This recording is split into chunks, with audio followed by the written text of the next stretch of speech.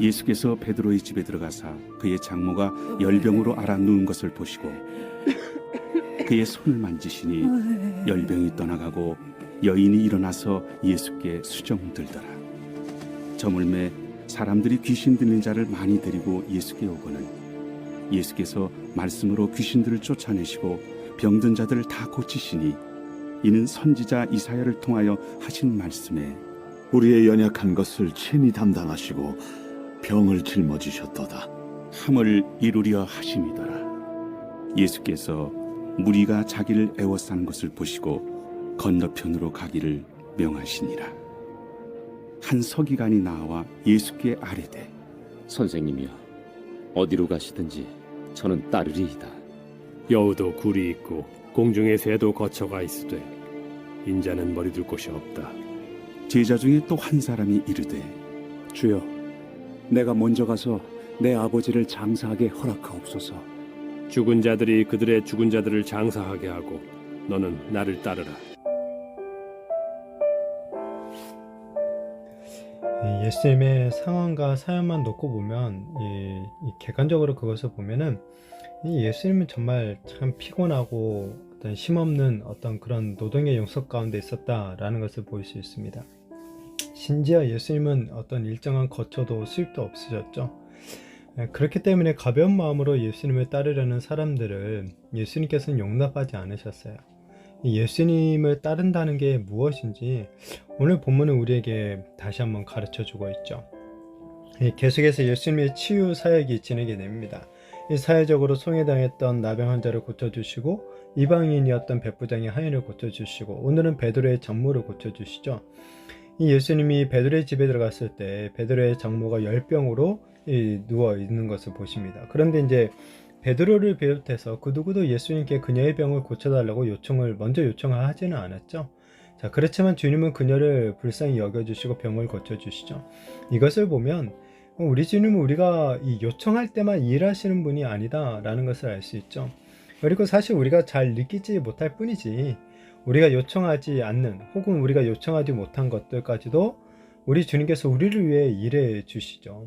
이 산상수훈에서도 우리가 하나님의 나라를 먼저 구할 때 우리의 삶의 모든 필요를 주님께서 채워주신다고 약속하셨는데 긍휼과 자비가 크신 우리 주님께서는 정말 그분의 자녀된 우리들의 삶을 늘 불쌍히 여겨주시고 우리가 혹 미처 간구하지 못한 것이 있다 할지라도 때마다 우리의 모든 필요들을 채워주신다라는 것을 믿으시기를 바랍니다.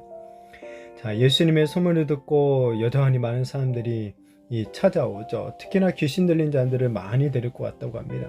그리고 이에 주님은 귀신 들린 자들을 불쌍히 여겨주시고 말씀으로 귀신들을 다 쫓아내시고 또한 병든 자들을 다 고쳐주시죠.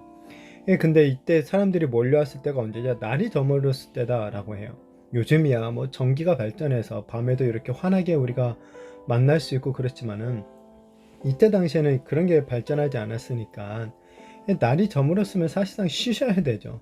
근데 예수님은 자기 앞에 이런 절박한 심정으로 나온 자들을 마다하지 않고 있는 거죠. 마태는 예수님께서 이렇게 수많은 귀신 들린 자들과 이 병자들을 고쳐주심, 그것이 바로 이사야 선지자의 예언을 성취하는 것이다 라고 해석을 하죠. 이사야 선지자의 예언처럼 우리 주님은 우리의 정말 연약한 것, 우리의 모든 질병, 무엇보다도 우리의 사망을 짊어지시고 가실 하나님의 어린 양이 되어주셨죠. 예수님께서 십자가에서 우리의 모든 죄를 대신 짊어지시고 이 피를 흘려주심으로 말미암아 우리의 모든 죄가 용서를 받게 되었고 하나님의 놀라운 구원의 은혜, 무엇보다도 사망을 이기는 생명의 은혜를 누릴 수 있게 된 줄로 믿습니다. 우리의 모든 연약함을 친히 담당하신 우리 주님의 은혜를 더욱더 믿고 정말 주님 앞에 날마다 더 가까이 나아가는 그런 우리가 되었으면 좋겠습니다. 자, 예수님을 보기 위해 수많은 무리가 모여들었어요. 그런데 주님은 그 무리를 떠나서 이 건너편으로 또 가시려고 하시죠. 우리는 보통 어떻습니까? 이렇게 무리가 나한테 모여들었다. 그러면 우리는 그 무리를 조직화하죠. 세력화합니다. 우리는 어떻게든지 사람들의 많은 인기를 얻으려고 막 애를 써요. 그런데 우리 주님은 오히려 이런 무리에 관심을 두지 않으세요. 대신 주님은 소수의 제자들에게 관심을 두세요. 왜냐하면 이 하나님의 나라는 이런 무리들이 아니라 이 제자를 통하여서 세워지기 때문에 그런 거죠. 자, 그리고 이때 한 서기관이 나와 예수님이 어디를 가시든지 자기가 따르겠다라고 합니다. 당시에 존경받는 서기관이 스스로 예수님의 제자가 되겠다고 찾아온 거예요.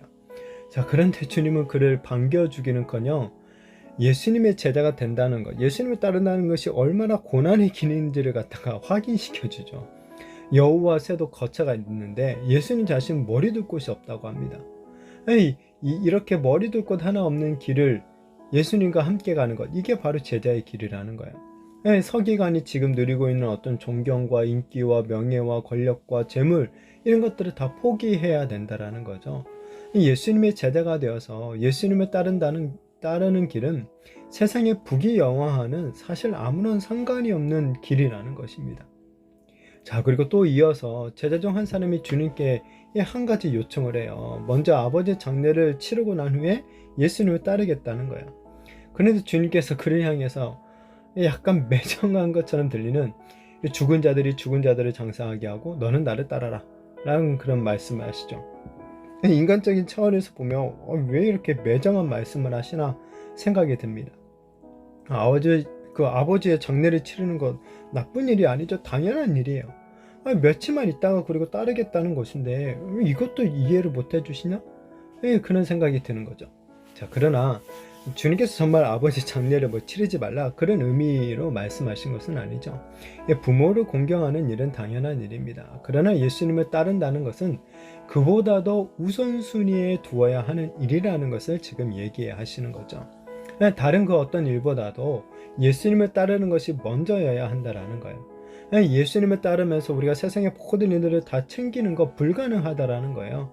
사람들에게 욕을 먹더라도 그 일을 포기해야 되고 먼저 주님을 따르는 삶을 살아가야 되는 것, 이게 바로 제자의 삶이라는 것입니다. 자, 이처럼 예수님의 제자가 되어서 예수님을 따르는 삶 결코 녹록지 않죠. 십자가를 지고 좁은 길로 들어가야 하는 삶이기 때문에 그렇습니다. 이 세상에서 건강하고 평안하고 풍요롭게 살다가 천국에 가고 싶은 것이 솔직한 우리의 마음이에요. 그렇지만 주님의 제자의 삶은 이런 삶하고는 거리가 멀다라는 것을 확인해 볼 수가 있죠.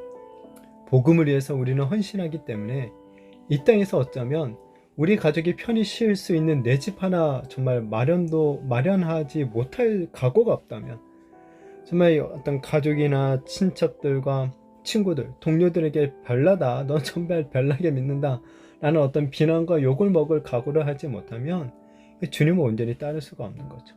그렇게 예수님을 따른다는 거 결코 쉽지 않다라는 것을 우리가 먼저 기억해야 되죠.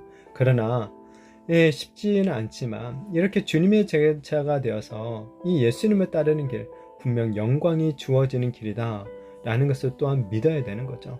그렇기 때문에 힘들지만은 주님을 끝까지 따르며 정말 참된 주님의 제자들이 되는 저와 우리 모든 성도님들이 되시기를 예수님의 이름으로 축복합니다.